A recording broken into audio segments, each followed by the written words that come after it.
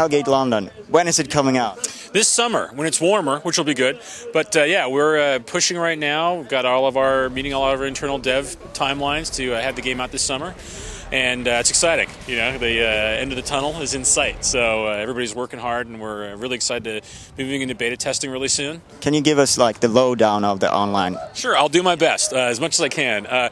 We're still looking at each market, you know, and determining what the best model is. But it's maybe better to describe everything overall. You know, Hellgate London is kind of a hybrid in terms that it's both a single-player game and an MMO.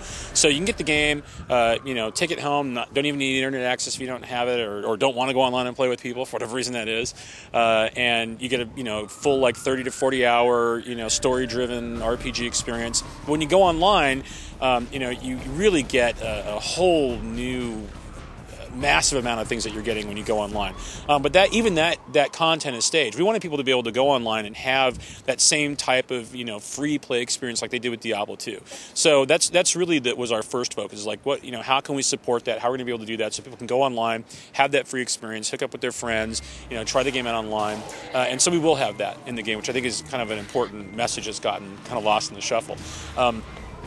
Beyond that, we really want to have a lot of things that are kind of maybe more in think of as a Premier Plus area service. So and that's in every single way possible. That's everything from skills to monsters to items to areas to play in to different gameplay modes to even character classes. All these different things that we're doing tons of continuing content with that not only is there from day one with the game, but then the fact that we'll maintain a full team that's on the game from day one moving forward. Not only addressing things like balancing tweaks and bugs and everything that we would be doing anyway, but more importantly, all new things for players to do. It was a huge thing that we got asked for back in the Diablo 2 days. People said, we love playing the game, we just spend hours and hours and hours and days and years even playing the game, and we just really wish there was more and more and more. So we wanted to be able to create a way with the mechanics of the game and the way that development works, and then also being able to try to find some kind of business model to support that. So what exactly the business model is, we're still working with, for example, Namco and EA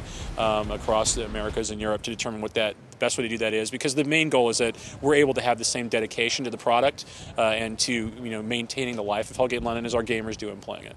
How many classes can we expect? And I was very intrigued by the third class you introduced that has more of a skill-based combat, and how is that going to add up in the balance of the multiplayer game? Well, actually, it's kind of interesting. We first started kind of calling them classes, and really what they ended up being was factions. So we have the Templar, the Kabbalist, and the Hunter.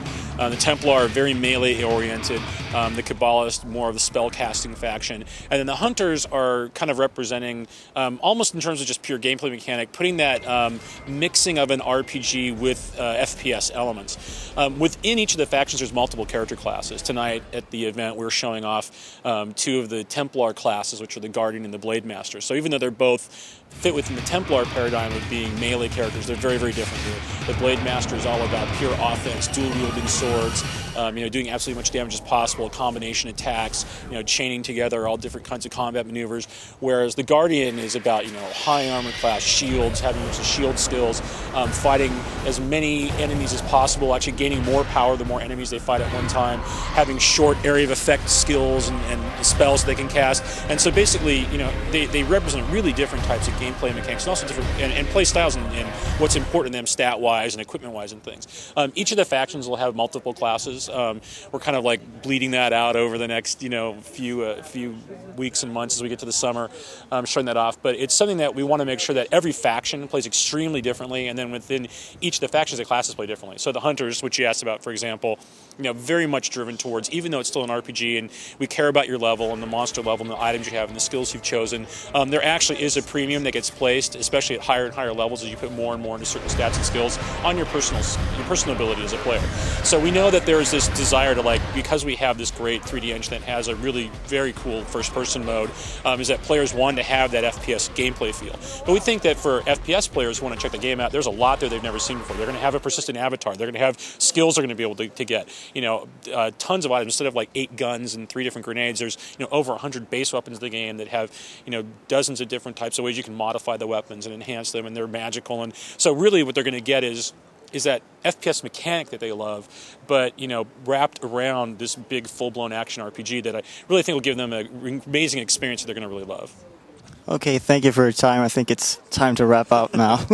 Great, thank you. Happy you came out.